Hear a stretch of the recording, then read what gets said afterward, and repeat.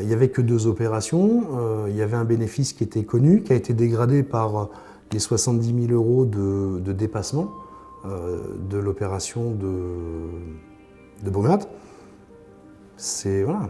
Il y a de l'impôt sur les sociétés à payer, il y a des charges, il y a un salaire assez conséquent qu'il se versait majoré des charges. Enfin voilà, c'est le salaire, il se versait combien? 7 500 € net. Et son épouse, combien? Au SMIC.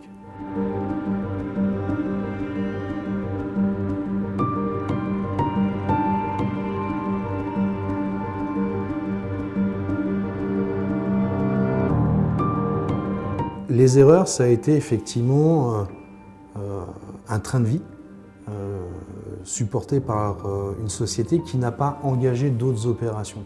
C'est-à-dire qu'à un moment donné,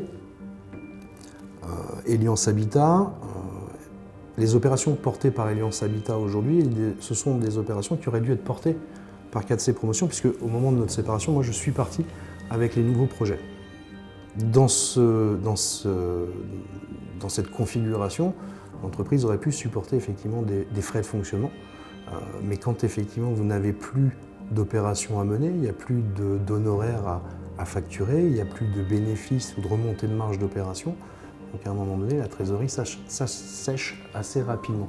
Certains éléments me font dire qu'ils ont financé un séminaire au mois de mars, le maintien effectivement dans une situation dans un poste de salarié de l'entreprise de son épouse, puisqu'au moment effectivement de la séparation, son épouse devait sortir de la structure en mars 2018. J'ai appris par la suite qu'il l'avait licenciée en décembre 2018. Après, ça va vite. Il n'y avait que 2 opérations, il y avait un bénéfice qui était connu, qui a été dégradé par les 70 000 € de dépassement de l'opération de Beaumat. Voilà.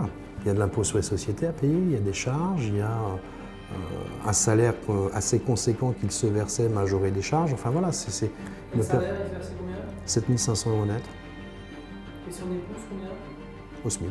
Lorsque je l'ai vu à son retour de congé au mois d'août, et après avoir été alerté par certaines entreprises, je lui ai demandé s'il avait une certaine inquiétude. Il m'a répondu que non, tout allait bien, puisque son expert comptable lui avait même effectivement dit de se verser des dividendes en juin 2018, à hauteur de 90 000 €.